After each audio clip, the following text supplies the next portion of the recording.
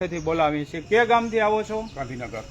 ગાંધીનગરથી આવો છો અને કેના માટે દ્વારકા મુખ્ય સંશોધન કેન્દ્રમાંથી અમૃત પુષ્પ અને ઔષધિઓ લઈ ગયા હતા? મિસિસ માટે। શું તકલીફ હતી બેનને? લીવરની બાજુમાં ગાંઠ હતી કેન્સરની। બરાબર। શું ફેરફારો થયા? અત્યારે રિપોર્ટ કરતા 80% ફાયદો છે।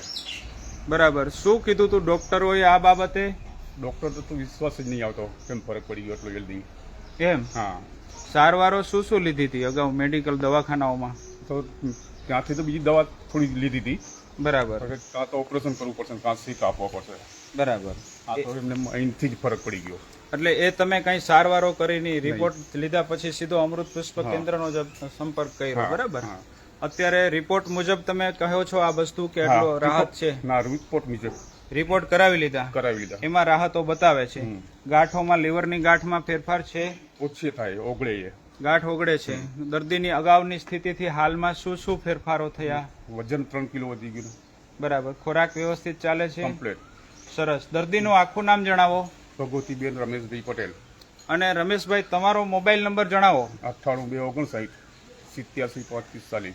બરોબર કે આવી તકલીફ વાળા લોકો ઘણા બધા સમાજમાં છે ને આપણો ઘણા બધા વિડીયો જોઈ છે, તો લોકો તમારી પાસેથી પણ અભિપ્રાય મેળવી શકે કે ભાઈ આવી જટિલ તકલીફોમાં પણ આવા રિઝલ્ટો આપણી સામે છે, બરાબર? બેસ